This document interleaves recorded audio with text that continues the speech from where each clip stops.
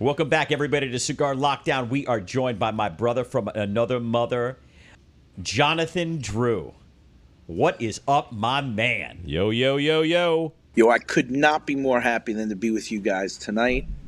I'm out here in Sag Harbor, Long Island. Nice. Yeah. And so You look thank happy. you so much for having me, guys. Yeah, I mean, he you're does always look happy, but you look happy today. I like it. Oh, yo, that's a nice thing to say, but you know it ain't true. I ain't always happy. JD's an aggressive individual. I definitely am not always happy. Yeah, But, you are. You know what? You are around the two of us, which is much appreciated. And that's so true. Yeah. That's so true. We've had so many good times together, and I am always happy to see you guys. You're a lot of fun, and you're the part. You guys really embody part of the industry and the thing that I enjoy so much about it. So let's get into this, bro. Let's go old school. Herrera's our master blender. For those who don't know, Drew Estate, for many years I was a master blender, and Steve, Nick, and now obviously Willie has been for quite a while. And like you said, you've been doing this for so long. You guys know great cigars when you smoke them, and the entire Cigar Lockdown lineup that you guys put together is really top notch. So for us, this is our first time that we're joining it with you. And then, of course, you greenlit as well Juan Ignacio Martinez from Joya de Nicaragua. Juan is participating as well. He speaks the world of you. Juan Martinez Cuenca, which cigar did he contribute for the Cigar Lockdown? The Antonio Connecticut. That cigar is fire. It's fire, bro. It's fire. Unreal. That cigar's a problem. So I'm going to go way, way, way back, right? Like Tommy Sullivan way back here, mid-1990s when I was working in brick and mortar at Heaven down here in Naples, Florida, and Drew Estate was hot on the scene, right? I remember you saying to me when you were 4 or 5 years into the business, I'll never forget it, because you said to me, and all you young cigar makers or anybody who wants to start a brand, this is the guy you want to listen to. You want to listen to Jonathan Drew. He's going to spit some mad knowledge real quick on you, because you said to me, Sammy, I'm eating a lot of white rice. Marvin and I are eating a lot of white rice, and nobody knew how much we struggled and what we went through. And then you had all the bullshit happen, and the car got stolen, and it's been time and time again. And you know what? There were 2 middle fingers that were raised because the hometown haters came hard. You redefined the entire premium cigar category. I'm a super fan for what it is that you have accomplished, the brand that you've built. It just blows my mind. Influential cigar maker, in my opinion, in the last 2 decades. Well, first of all, Sammy, one of the things that you said that's very interesting is this word boutique. And we still focus on it, right?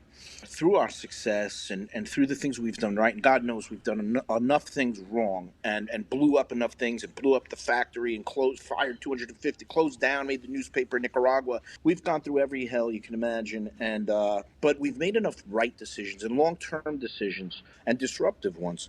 And the trick now is very interesting, dude. It's and I'd love to hear you guys' insight on it, but we managed to stay in the cut. What we, Clay, you, me, us, Pete, Huber, all that, be like, oh, yo, the big guys, fuck the big guys. Yo, it's us. We move over. And it's like, whoa, wait a second, yo. Fucking bigger than Cuba. What's up? And still keep that lion heart, like, in the cut, like fucking, you're moving material. Our brands are so eclectic. Right? Whether it's Tobacco Especial by Drew Estate, or if it's, Liga Privada by Drew Estate, or Underground Herrera by Drew Estate. So not only are we navigating this world of keeping to our roots, because, people can talk whatever shit they fucking want to, but you can't deny Drew Estate's roots are embedded in innovation, creativity, breaking the mold, like what you said. And we don't want to lose that, but at the same time, we can't deny that our shit is become big box. So we walk a really interesting line, and what I've realized is all this planning and all of this trying to like make up some copy in terms of what are you gonna.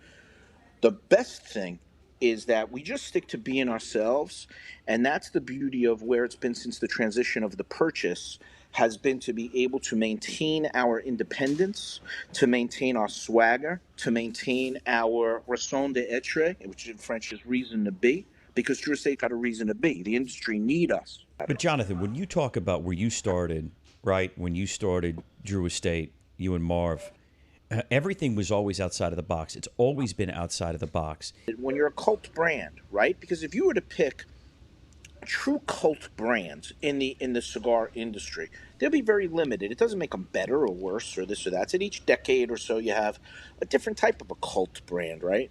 And I mean that was our strength, Sammy. We were a cult brand. The transition that's important to understand is the transition from a cult brand to a trust brand. That transition is the journey of Drew Estate, because the journey from being a fucking nobody to a cult brand, that's documented. That's really out there and people understand it. The brand that was in my hand, my mother, my dad, myself sitting in a dim sum restaurant in Chinatown together while I was in law school and saying to my parents, like, to me, this brand, La Gloria Cubana, this is magic. This is the fucking pinnacle. The pinnacle of beauty. The band, the name, La Gloria Cubana, the beautiful woman with the flowing ribbon coming through, and man, it put me in that Art Nouveau and that Deco, and everything was built into it.